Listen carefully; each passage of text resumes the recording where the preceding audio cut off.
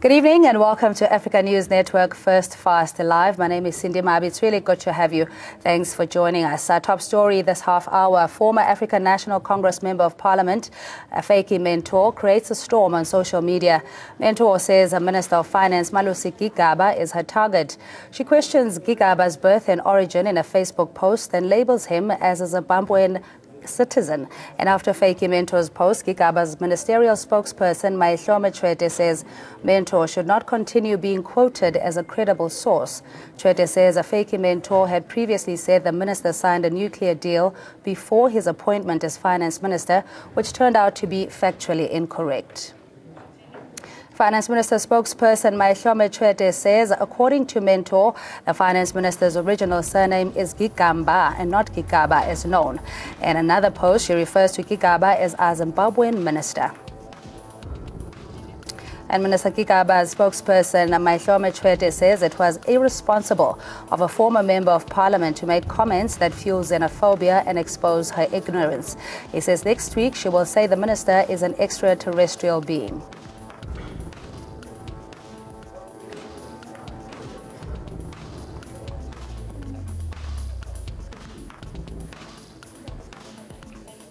Let's take a look now at how social media reacted to the latest post from former ANC MP Feki Mentor. One post says, @_ZCC says, sometimes I wonder if Feki Mentor is Claudi Mutsuneng's sister. Another post from Riza Hamdullah says, Feki Mentor is the epitome of fake news. Stop giving her a voice. And Ali_Naga says, Feki Mentor has an identity crisis, troubled soul. And Wandi_Z says, something is seriously wrong with Feki Mentor. And the question about a mentor is, is she being used as an instrument to spread fake news, or does she have an axe to grind with Minister Malusi Gigaba?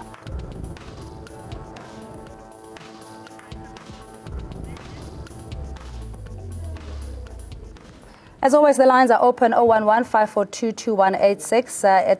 I'd hasten to mention that we did invite Ma'am Feki Mentor to participate, but she's since declined. Joining us in studio is Mosiri Tsiane from the South African Liberty Foundation, their chairperson. They're good to have you as always, Mosiri. I mean, I think it's pretty, as it is, it's very murky in the political landscape that we find ourselves in, with people having a voice, dissenting voice at that, which is democratically allowed. But what do you make out of the spat from Feki Mentor in recent months?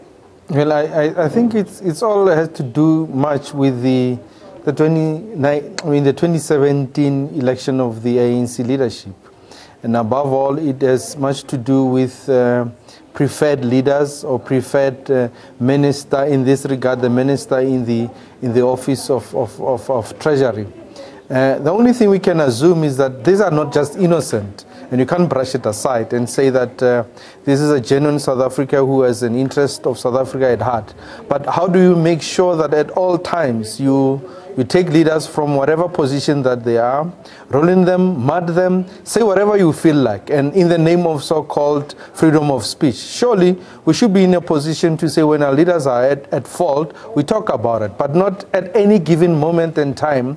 We always run the leadership of our government into disrepute. Nothing else but to make sure that they are muddied, they're undermined, they're disrespected, and say whatever you feel like in this morning. You know, you wake up and to say something negative about any other person, you just wake up and say it. It cannot be continue to be allowed. But even when you're inducted as a member of parliament, surely on your departure, there's still a level of decorum that you need to observe. Similarly, if you don't slander your previous employer, I don't know if I've got it wrong, that you simply let go of the past and you move on to the next opportunity. Yeah, the word employer might be the wrong way.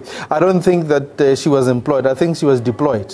I think that's what we should understand. If you are angry with your party that deployed you there at first instance, surely move on. You know, have a better life to do, have other things to do.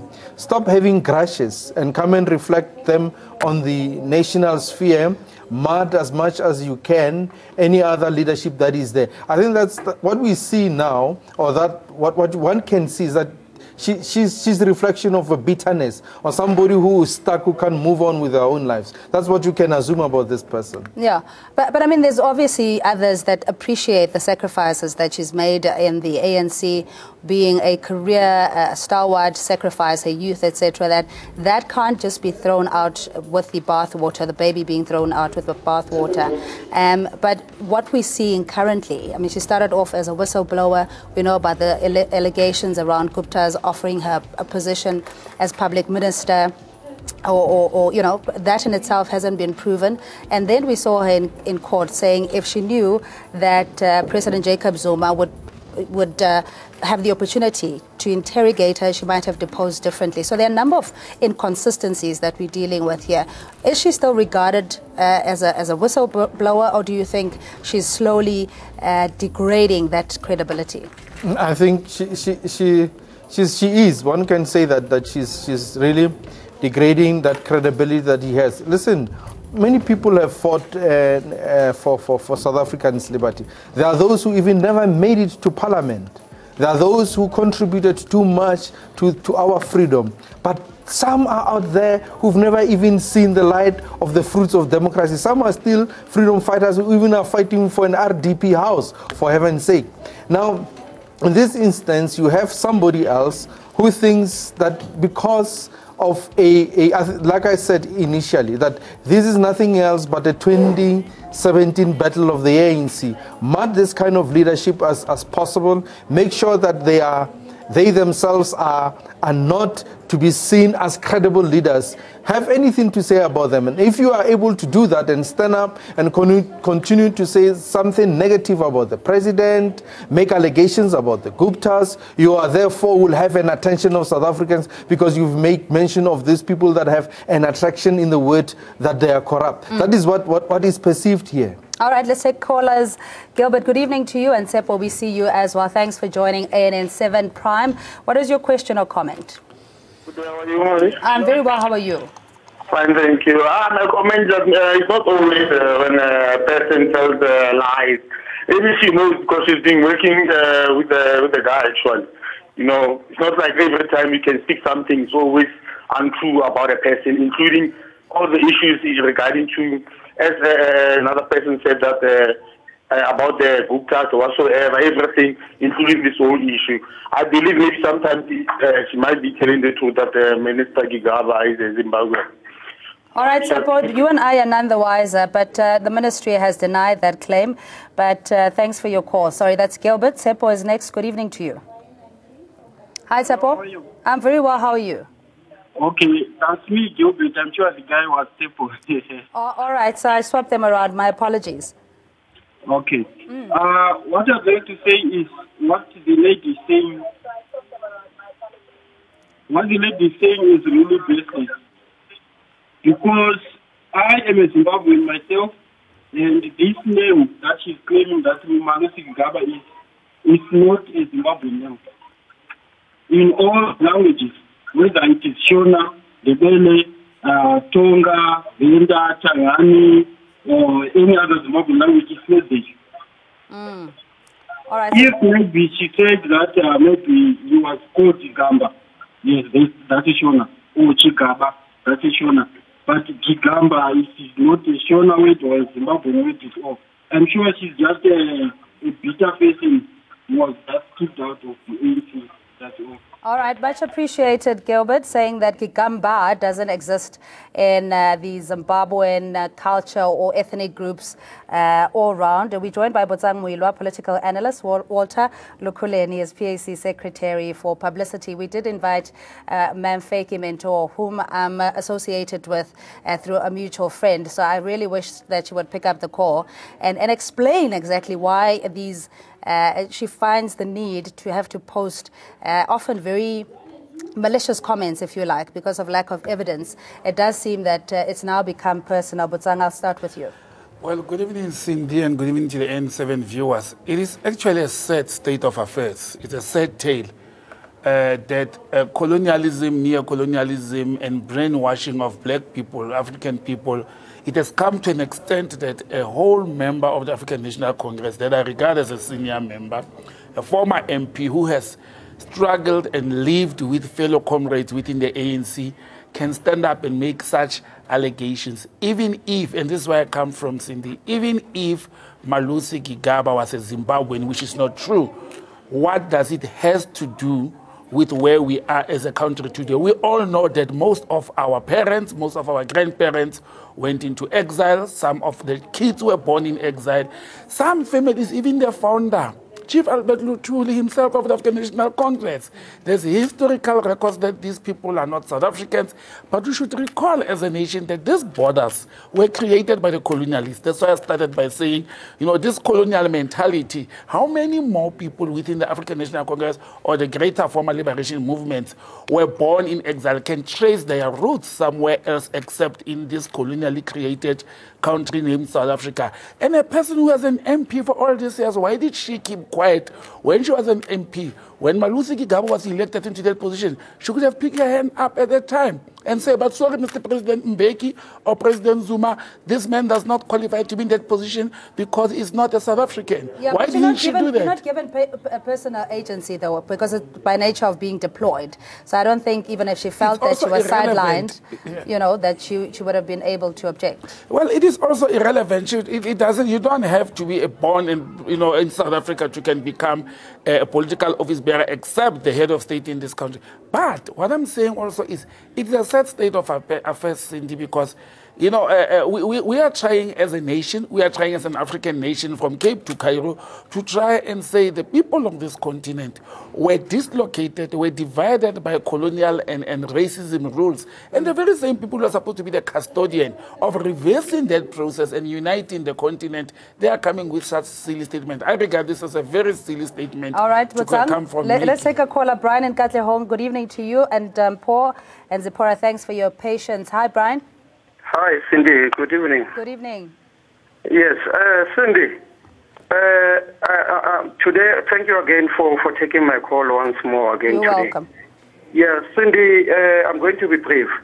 This is a woman who needs to be actually checked and evaluated if her mind is normal. Because let me tell you, Cindy, all allegations that this woman is always making, she can't even substantiate them. And I want to tell her that she must know that Comrade Gigaba is a South African. And she must remember that her forefathers are the one who created these borders. There were no borders in Africa. Comrade Gigaba is an African. And her forefathers, they created these borders. Hence now today, she can stand up and say, Comrade Gigaba is a foreigner, it's a Zimbabwean. Zimbabweans are Africans. She's the one who tomorrow will find out tomorrow people are fighting now because of xenophobia. Right, a statement like the statement that now she's saying, you understand? That woman must not be given platform. People must stop listening to that woman. All right, we do live in a constitutional democracy, Brian, so everybody's viewpoint is afforded the same, I suppose, attention as anybody else. But Paul, hello to you. Good evening. Hi, Paul. Yes, how are you? I'm good. How are you? No, thanks you so much, man. Look, man, I'm interested in actually making a comment regarding the mentor's regular statements that she has been making. Reality is that she has been accusing almost everybody who's in the NEC, who's ministers and everything else, without facts, without nothing.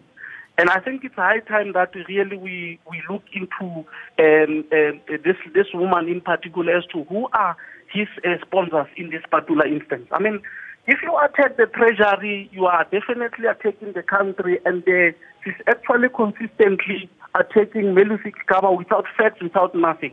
And I think she's becoming really embarrassing and an embarrassment to South Africa as a whole, and it can't be allowed that we allow Mentor to be mentally unstable and really continue to raise all these things that without facts, without anything. It's high time that she must be challenged and she must be stripped whatever that she is using the very same constitution that is protected, but she can't therefore in using the very same constitution, continue to attack people without facts. All right, so again, yes, thanks so much for your call. We did invite Ma'am Fakey Mentor to participate. We still hope that she'll call in or at least take our call. Sephora in the Northwest, good evening to you. Hello, Malikai. Ma'am. No, rete mama we ka bukhutswane bua le Meziphora ko Northwest. Yeah, ma. Ai ntwe mme ona yetsang yena ke go tlhabisa ditlhongwa tseba ka go bane e ka rona le file ya botseno tshantsa bana le bolwetsinyana somehow a ko le motsele mo iseng ko ngakeng a thekiweng dipuo tsa di buantse wa re tlontlolola ka bokhutswane ha ke rate maitseo a dirang wa tshegisa wa re tshegisa mo basweu.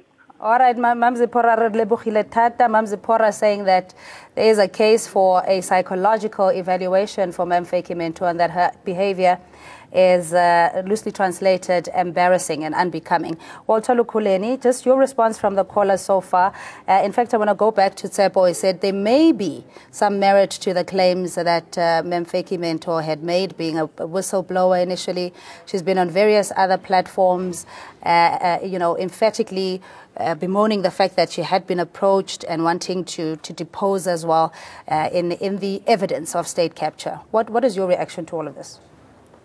Thanks, Cindy, for having me here. And good evening to your viewers. Cindy, Africa belongs to Africans.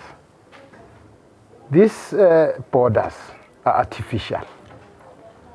If Madam Mentor is saying Malusi Gigaba forged the documents of his citizenship into Azania, then we could understand. We could start to look at that. Because remember, even though the borders, as PAC, we don't agree with them, they are there. They are being recognized even by the AU. Therefore, if Malusi Gigaba forced his entry into occupied Tanzania, then we can look at that. As far as we are concerned, he's an African. He qualifies to be in Africa. He can work anywhere in Africa as an African. The documentation is the stuff that we must look at. But coming back to Fakey Mentor, it is very suspicious. I agree with the callers that I think we need to start looking at her very closely. This information is not new information according to her. It's not that she meets Malusi Gigaba today. She has met Malusi Gigaba when he was a youth league leader. She didn't raise the issue that the youth league is being led by what she calls a foreigner. Unless she's saying Malusi Gigaba is a foreigner in South Africa, as much as Walter Lukuleni is a foreigner in South Africa, because South Africa is not my country. My country is Azania and is not yet liberated. If she thinks I'm a foreigner in South Africa, I agree with her. But if she says he is a foreigner on the basis that she says South Africa is a free country, I don't think she's right in her mind. All right, Walter, let's get another perspective. Tami in KwaZulu-Natal, good evening to you. Anonymous, we come to you afterwards in Mpumalanga. So, Tami, Sawbon.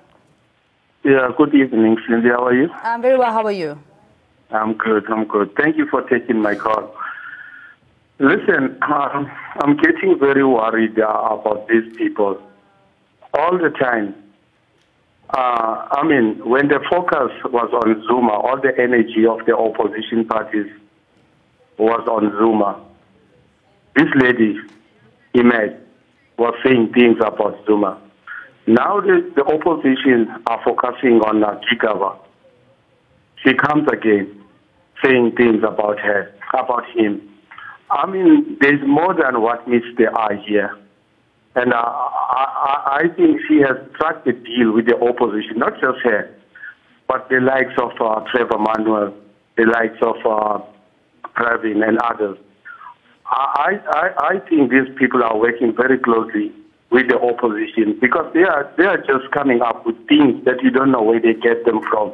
All right. And yes. Yeah, no, I appreciate your call, sir. Thank you so much. Just Anonymous, you in Mpumalanga, good evening to you. Please, won't you make it brief? Okay, good evening. Good evening. I just want to say that I do believe there could be an element of truth in what Fakey Mentor is saying. when she first came out about the Guptas offering her money for a cabinet post, she was dismissed as incredible. But months later, it has emerged that there is a lot of substance in what she's saying. So I want to say to South Africans, they must connect their dots and watch this space. In months to come, we will see things coming up. Thank you. Bye. Appreciate it, Anonymous. Goodbye to you. And we have Dumi calling us from my hometown, Springs, Lasdorp. Gunjan Dum. Siyaphila nathi. Your comment or question? Cindy, good evening to you and your panel. I'm a bit worried about Mamfeki Mentor, about her remarks. It looks like it's been used by the monopoly, capital monopoly, whatever. Because now and again, what he says about these guys, to me, it doesn't make sense. Even if he says Kigaba is from Zimbabwe, Zimbabwe is in Africa, so he is an African. As this gentleman with PAC Ashwood is from Africa. So if ever I spread this idea about Amazon Amani, can't she see that she's promoting Xenophobia in South Africa? Then we'll be attacking these people. All right, ngiyabonga kakhulu bakhonze lapha ePeace kaSlamna. All right, but just, the one thing that we cannot discount, as one or two callers had said, that there may be truth to what she's saying. All of us are none the wiser. We're waiting for the judicial inquiry to ventilate things and get to the bottom of all these allegations. But do you think that the timing of it all, no sooner had the EFF allegations around Malosi Kigaba, then Minister of Home Affairs allegedly giving, irregular visas to the Gupta family, now we get this. Can you connect the dots there? I can connect the dots. It's normal towards an elective conference of a ruling party, especially when the party is divided amongst itself. It is normal such things to happen in the political landscape. One of the callers had said the white monopoly capital is at work, the opposition is at work, the ANC is divided. Such things, and I've said it before, they will keep on popping up. You will see former comrades destroying each other.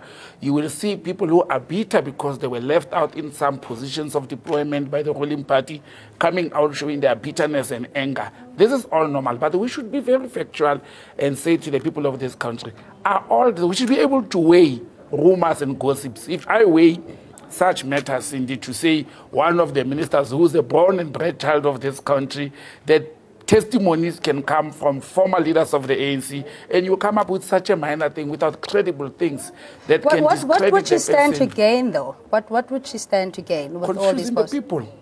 That's what's happening. All this is what is happening is to make people more angry. So Black South Africans are agitated. They are disappointed by the ruling party. They are confused. And all these things are coming from within the party. And it will send more agitation towards the members of the ANC. And that's the intended purpose, to confuse the masses, to confuse the members, so that come the elective conference, all those are being seen as from one camp will be left out and the others will be going through. This is the whole process.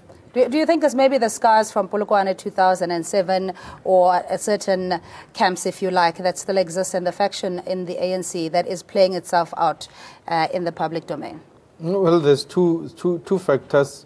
Could be the scars from the Polokwane conference, but of course you can't ignore the white monopoly control. The biggest enemy we all have here is people who's been in control of our economy. They can't let go. The announcement of radical economic transformation has really touched the serious nerve, and the reaction we have in one way or the other is going to lead into this. Listen, anybody can make a statement. It's a freedom of speech in a country. Who disallows me to say that the lady herself is from Namibia? You can throw that allegation again. That she is not a South African and she's from Namibia. She wants to destabilize our country. Same will go. The argument is endless. But as one of the commentators has mentioned here, The bottom line is that how do we have South African lose the focus? How do we defocus ourselves from the real core? How do we make sure that liberation is attained by our people? You go and, entertain ourselves with gossips. How does that bring bread? How does that bring services to our people? How does that change treasury to have a better services to our people? How does that help us? Yeah, I'm sorry, Mr. We're really out of time. Just very briefly, Walter, in your response to our callers. I think our position is very clear. Anyone who is born in Africa has a right to live anywhere in Africa. If Malusi Gigaba happens to have been born in Zimbabwe and is here legitimately and has paid his loyalty to the struggles of this country, is well within his rights to be there. Whether we agree with him or not, that's a different story. As a PAC, we don't agree with his policies, we don't agree with their policies, but we are saying he's an African, he has a right to be here. All right, we're going to leave it there. Gentlemen, it's always a pleasure. And you at home, we appreciate you calling in as well. We'll take a quick ad break. Do stay with Africa News Network, First Fast Live.